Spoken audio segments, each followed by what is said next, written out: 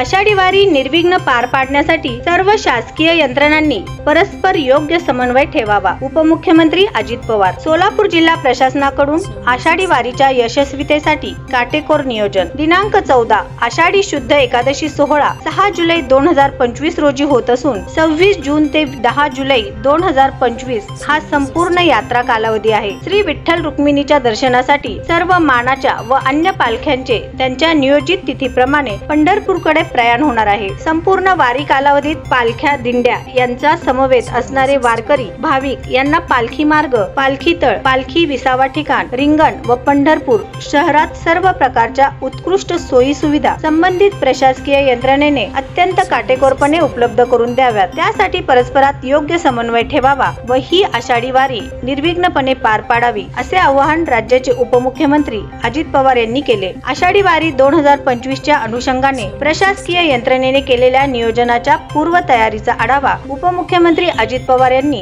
पुणे येथून घेतला। या प्रसंगी दूरदृश्य प्रणालीद्वारे जिल्हाधिकारी कार्यालयात जिल्हाधिकारी कुमार आशीर्वाद, मुख्य कार्यकारी अधिकारी कुलदीप जंगम, पोलीस अधीक्षक अतुल कुलकर्णी, उपजिल्हाधिकारी महसूल संतोष कुमार देशमुख, जिल्हा नियोजन अधिकारी दिलीप पवार, सार्वजनिक बांधकाम विभागाचे अधीक्षक अभियंता संजय माळी, जिल्हा शल्य चिकित्सक सुहास माने, जिल्हा आरोग्य अधिकारी संतोष नवले यांच्यासह संबंधित विभागाचे विभाग प्रमुख उपस्थित होते। उपमुख्यमंत्री श्री पवार पुढे म्हणाले की आषाढी वारीमध्ये सर्व मानांच्या पालख्या व अन्य पालख्या प्रमुख व विश्वस्त यांच्या सूचनेप्रमाणे पालखी मार्ग, पालखी मुक्कामी ठिकाणी, विसावा ठिकाणी व रिंगण व पंढरपूर शहरात वाखरी येथे आवश्यक सर्व सोयी सुविधा उपलब्ध करून द्याव्यात। या वर्षी पाऊस लवकर सुरू झालेला असून पावसाचे प्रमाण अधिक असू शकते। त्या दृष्टीने पालखी मार्गावर, तळावर आवश्यक त्या ठिकाणी जलावरोधक मंडप उत्कृष्ट दर्जाचे टाकावेत। शौचालय व पिण्याच्या पाण्याची व्यवस्था चांगली करावी। पालखी सोहळा व वारकऱ्यांना या कालावधीत कोणत्याही प्रकारची अडचण होणार नाही या दृष्टीने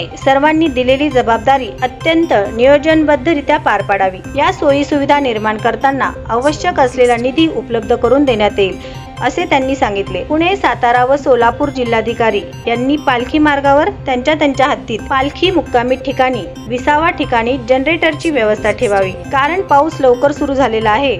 तसेच यावर्षी पाऊस अधिक प्रमाणात येण्याची शक्यता गृहीत धरून पालखी सोहळा प्रमुख व सोबतीच्या दिंड्यामध्ये येणारे वारकरी यांना पालखी मुक्कामाच्या ठिकाणी वीज नसल्यामुळे कोणत्याही प्रकारची गैरसोय होणार नाही या दृष्टीने तेवढ्या प्रमाणात जनरेटर व्यवस्था करून ठेवण्याचे निर्देश उपमुख्यमंत्री श्री पवार यांनी दिले। यासाठी जिल्हा परिषदेचे सेस मधील निधी वापरावा। जर हा निधी नसेल तर जिल्हा नियोजन समितीमधून निधी उपलब्ध करून देण्यात येईल असेही त्यांनी यावेळी सांगितले।